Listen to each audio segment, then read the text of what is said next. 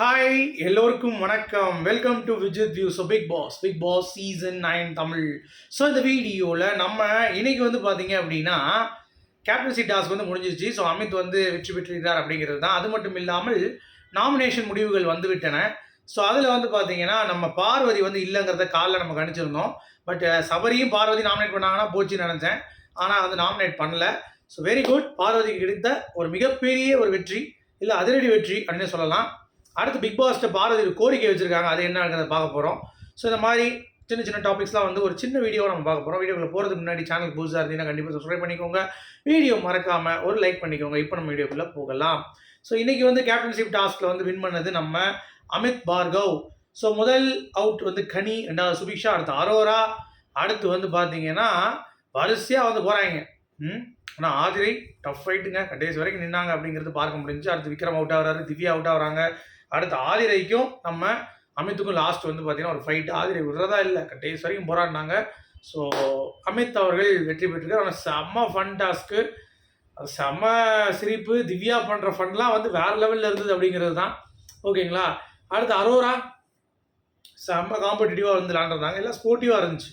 அமித் அவருடைய டெடிகேஷன் வந்து ரொம்ப பாராட்டணும். ஸோ அமித் வந்து ஆகிட்டார். ஸோ அமித் வந்து 6 பேர் கிச்சன் டீமில் போட்டிருக்காரு. அதுவும் எல்லாருமே இரு துருவங்களாக இருக்கக்கூடிய ஆட்கள். கனியும் இருக்காங்க, சாண்ட்ராவும் இருக்காங்க, அந்த மாதிரி சொல்கிறேன். அதே மாதிரி நீங்கள் அப்படியே வெசல் வாஷிங் எடுத்துக்கிட்டிங்கன்னா வெசல் வாஷிங்கில் வந்து நம்ம பார்வதியும் சுபிக்ஷாவும் போட்டாங்க. ஸோ அந்த மாதிரி.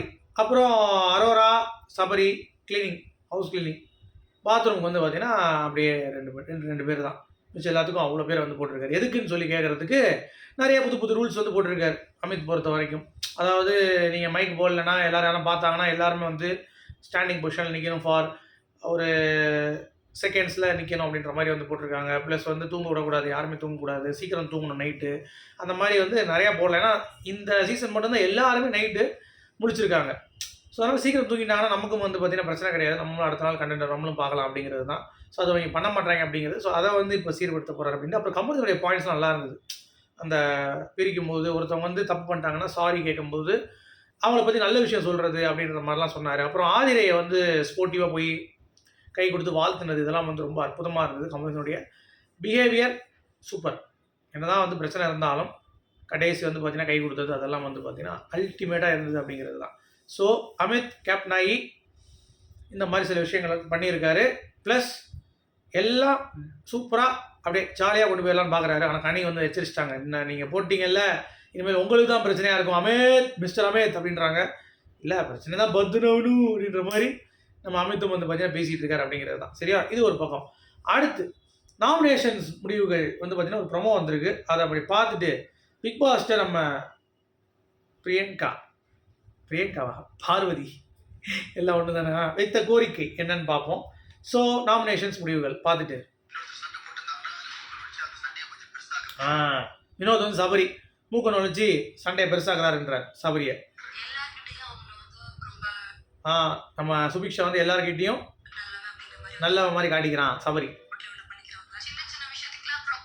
தியானா, ரம்யா நான் போயிடுறேன்னு சொல்கிறாங்க, நான் போக மாட்டேறாங்க அப்படின்னு. Don't desert we have. Sabari மக்கள்கிட்ட போயிட்டு வந்தா சரி. அரோரா பரவாயில்லையே, அரோரா பாரதி விட்ட வெரி குட். இல்லை கம்பெனிக்கு சண்டை போட்டுருப்போம்.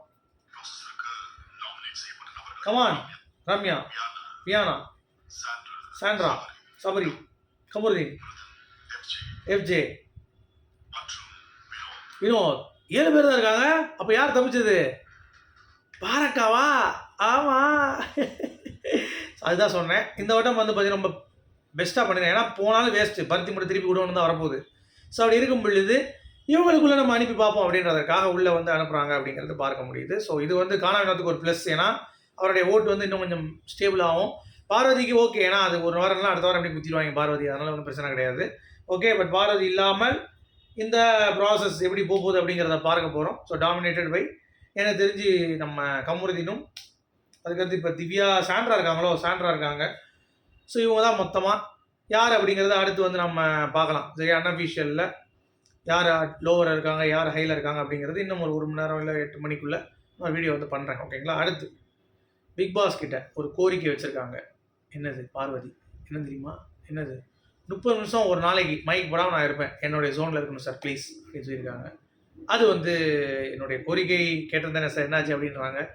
ஏம்மா பார்வதி, என்னம்மா இது ஒரு தினுசா இருக்கேம்மா அப்படின்ற மாதிரி தான் இருந்துச்சு. அந்த மாதிரிலாம் கோரிக்கைலாம் கிடையாது, வேணா சட்னி ஒன்று தரேன் கையில் வச்சு நக்கிட்டு போங்க அப்படின்ற மாதிரி பிக் பாஸ்ன்னு சொல்லிடுவார் அப்படிங்கிறது தான்.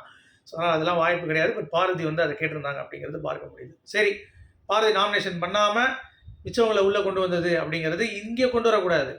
நாமினேஷன் ப்ராசஸ் வரும்ல, அப்போ நீங்கள் பண்ணியிருக்கணும் இந்த பிரில்லியன்ட் மூவை. பட் இதுவே பார்வதிக்கு ஒரு வெற்றி தான் அப்படிங்கிற சொல்லிட்டு இந்த வீடியோ நான் முடிக்கிறேன். உங்களுடைய கருத்துக்கள் சொல்லுங்கள். மீண்டும் சந்திப்போம்.